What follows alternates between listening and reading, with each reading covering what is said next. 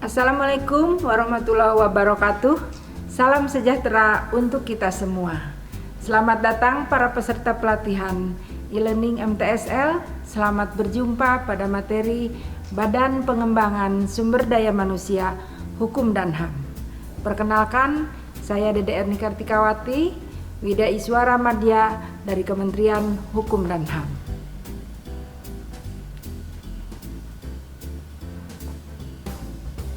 BPSDM Hukum dan HAM merupakan salah satu unit eselon 1 yang ada di Kementerian Hukum dan HAM sebagaimana diuraikan dalam Peraturan Menteri Hukum dan HAM Nomor 29 Tahun 2015 tentang Organisasi dan Tata Kerja Kementerian Hukum dan HAM.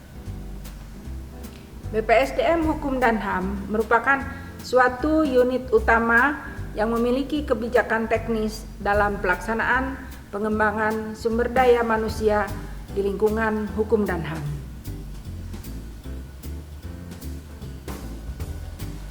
Sebelum kita mengenal tugas, fungsi, dan profil BPSDM Hukum dan HAM, mari kita saksikan bagaimana sejarah terbentuknya BPSDM Hukum dan HAM.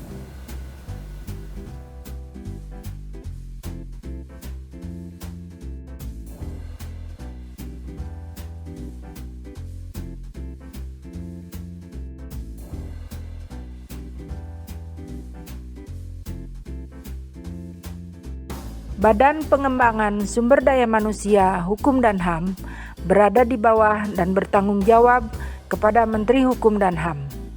BPSDM Hukum dan HAM memiliki tugas melaksanakan pengembangan sumber daya manusia di bidang hukum dan HAM.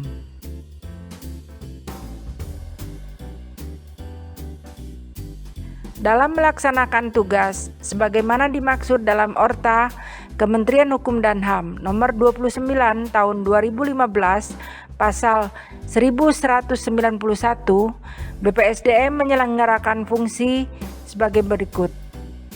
Pertama, penyusunan kebijakan teknis, program dan anggaran pengembangan sumber daya manusia di bidang hukum dan HAM. Yang kedua, pelaksanaan pengembangan sumber daya manusia di bidang hukum dan HAM. Ketiga, pelaksanaan penilaian kompetensi sumber daya manusia di lingkungan Kementerian Hukum dan HAM. Keempat, pemantauan, evaluasi dan pelaporan pelaksanaan pengembangan sumber daya manusia di bidang hukum dan HAM. Dan yang kelima adalah pelaksanaan administrasi Badan Pengembangan Sumber Daya Manusia Hukum dan HAM dan pelaksanaan fungsi lainnya yang diberikan oleh Menteri. Untuk lebih mengenal profil BPSDM Hukum dan HAM, mari kita saksikan video tayangan berikut ini. Selamat datang sahabat pembelajar. Mari kita wujudkan BPSDM Hukum dan HAM yang bersih, prestasi, santun, disiplin, modern.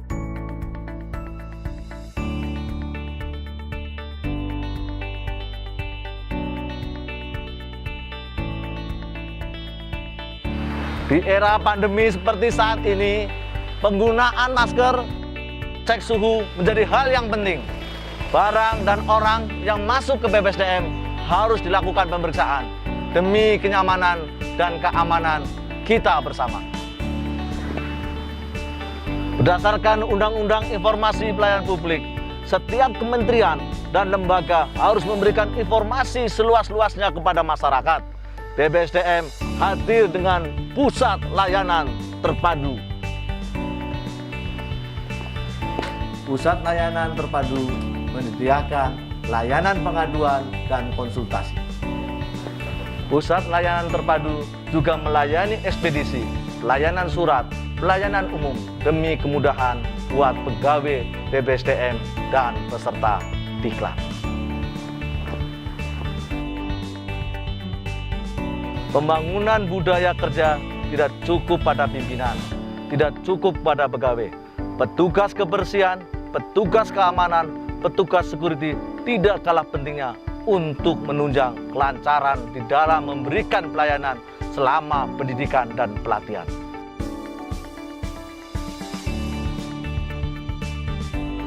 Program pembangunan kantin dijadikan Center of Excellence adalah salah satu peningkatan BPSDM di dalam memberikan peningkatan pelayanan. Di dalam Center of Excellence akan dibangun e-learning, ruang diskusi, perpustakaan, minimarket, tempat fotokopi, penjilidan, dan kafe yang didesain 24 jam untuk melayani peserta diklat. Kenyamanan kita utamakan. Revitalisasi pos jaga untuk pengamanan aset, BPSDM Hukum dan HAM akan membangun kantin dan lahan parkir demi kenyamanan seluruh pegawai, seluruh taruna, seluruh peserta pelatihan agar pelayanan prima dapat kami wujudkan. Di dalam mendukung program pengembangan kompetensi pegawai di era corporate university, BPSDM Hukum dan HAM terus berbenah diri di dalam peningkatan sarana dan prasarana demi kesuksesan dan tujuan organisasi. Selamat siang Pak Kapus. Salam sehat dan salam sukses selalu. Sehat Pak Kapus. Baik. Pusat pelatihan teknis dan kepemimpinan, walau di dalam situasi pandemi COVID seperti ini, pelatihan tetap dilaksanakan dengan efektif dan tanpa mengendurkan kendali mutu, di mana untuk PKN maupun pelatihan yang lain, ujian tetap dilakukan secara virtual dan juga klasikal. BPSDM, Kementerian Hukum dan HAM terus berbenah membuat sarana prasarana untuk lebih baik untuk mereka difabel untuk bisa mengakses gedung-gedung ruangan yang diperlukan.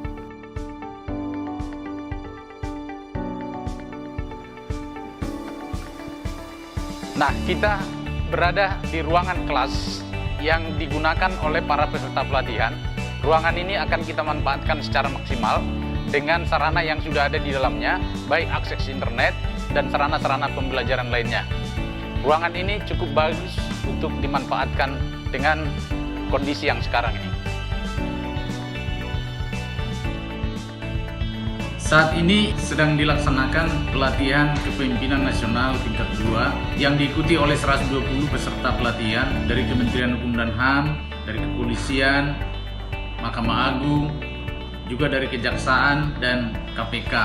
Pelatihan ini sudah berlangsung secara virtual, semua dikendalikan dari ruangan ini. Saat ini sedang berlangsung materi penjelasan proyek perubahan yang sedang disampaikan oleh pengajar untuk peserta pelatihan PKN 2. Kementerian Hukum dan Hak Asasi Manusia telah mendeklarasikan strategi Corporate University, mengintegrasikan model-model pembelajaran sesuai kebutuhan untuk mencapai target kinerja kementerian.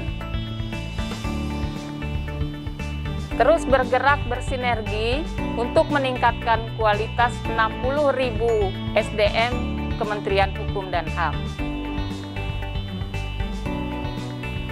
Pelatihan untuk berbagai jabatan fungsional telah dilaksanakan melalui klasikal dan virtual. Antara lain, analis keimigrasian, pembimbing kemasyarakatan, arsiparis, perancang peraturan perundang-undangan, serta training of facilitator untuk pengajar pelatihan jabatan fungsional.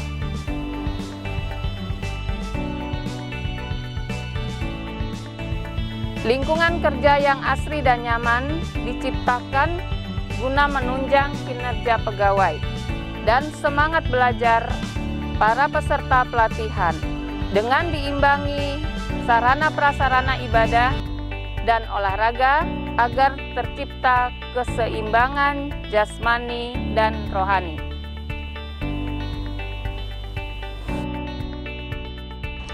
Penilaian kompetensi yang cepat dan efisien untuk pemetaan kompetensi pegawai di lingkungan Kementerian Hukum dan HAM yang tersebar pada seluruh 33 kantor wilayah dan 11 unit utama.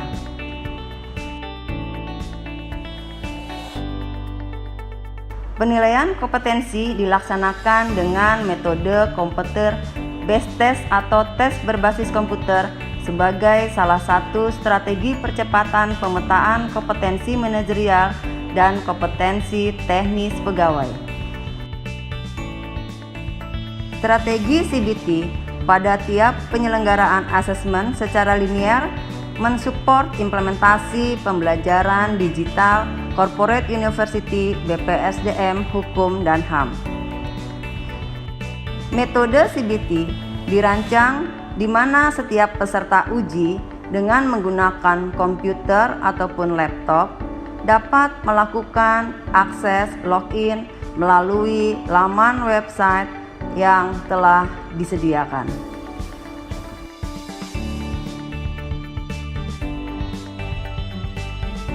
Sarana prasarana untuk menunjang penilaian kompetensi baik secara daring maupun klasikal telah ditingkatkan. Hal ini untuk menciptakan proses asesmen yang efektif dan efisien serta untuk mendapatkan hasil asesmen yang objektif, valid, kredibel, dan transparan.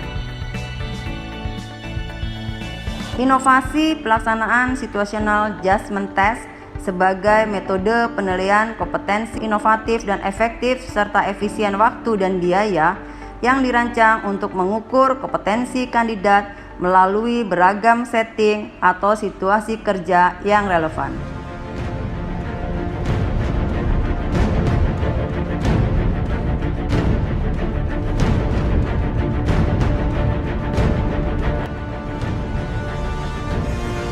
BPSDM, layani sepenuh hati tanpa korupsi.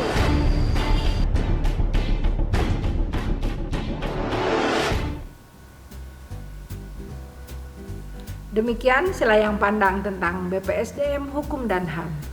Semoga pembelajaran ini dapat memberikan manfaat bagi kita semua.